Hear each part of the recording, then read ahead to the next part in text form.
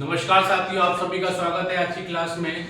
और आज हम डिस्कस करेंगे पॉलिटी के बारे में। और पॉलिटी की हम देखेंगे सारी अनुसूचियां, यानी कि भारतीय संविधान में 12 अनुसूचियां हैं जिसके बारे में हम उल्लेख देखेंगे।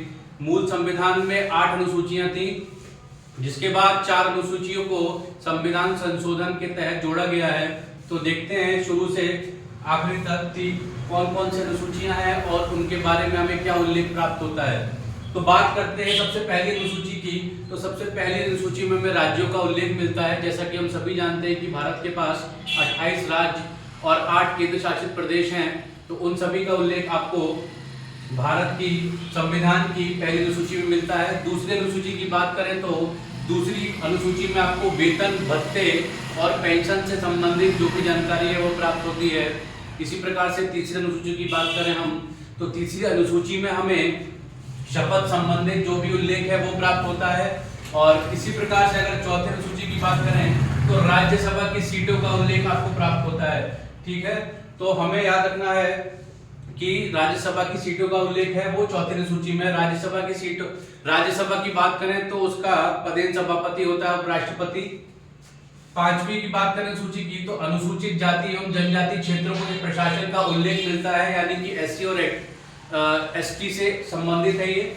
छठी अनुसूची की बात करें तो असम, त्रिपुरा, मेघालय, मिजोरम का जनजातीय प्रशासन इसके बारे में वर्णित होता है, तो हमें इसके बारे में भी ध्यान रखना है।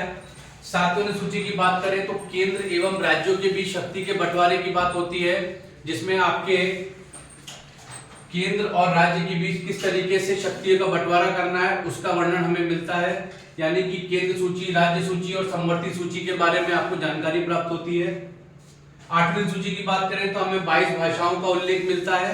भारत की जो 22 भाषाएं हैं संविधान में समाहित हैं उसके बारे में आपको जानकारी मिलती है। इसी प्रकार से 9वीं अनुसूची की बात करें तो 9वीं अनुसूची आपकी 1951 में संविधान संशोधन के तहत जोड़ी गई है, जिसमें आपको भूमि सुधार संबंधित उल्लेख मिलता है। इसी प्रकार से 10वीं अनुसूची की बात करें तो दल बदल संबंधित प्रावधान है जो कि राजनीति संबंधित है।